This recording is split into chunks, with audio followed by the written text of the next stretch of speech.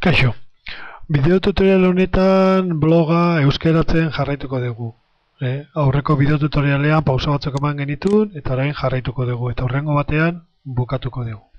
Bueno, beti bezala, ubikoitza.blogger.com idatziko dugu.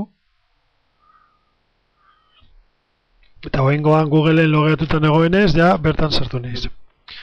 Bueno, hemen daukagu gure bloga eta kudeatzeko aukerak. Kasu honetan, diseinora joko dugu.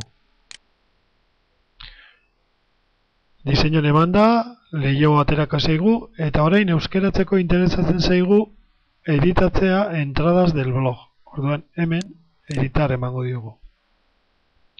Bueno, eta hemen ja euskeraz jartzen hasiko gara. Más información, irakurri gehiago. Adibidez. Hemengoa utziko dugu, publicado por, euskaratzeko modu izan daiteke, nork publikatua.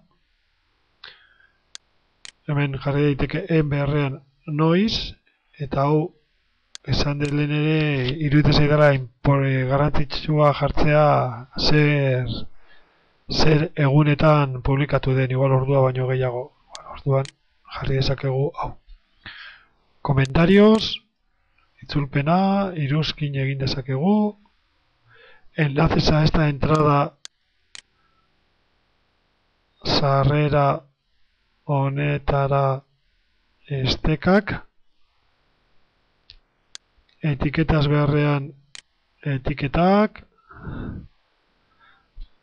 Gero hau, interesgarri izan daiteke jartzea, baina, momentuz ez dugu aukeratuko. Hau ere, eta hau mostrar botones para compartir, utziko dugu.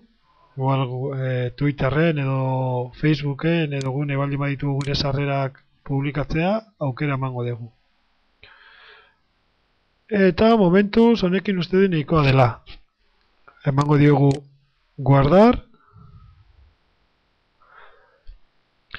Eta orain, joten baldin bagera gure blogera, pestaina berri bat iriki,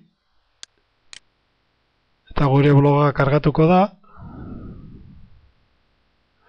Eta ikusiko dugu ja hemen, badaudela gauzak ja euskeratuak. Vale, momentu zau da dena. Eskerrik asko.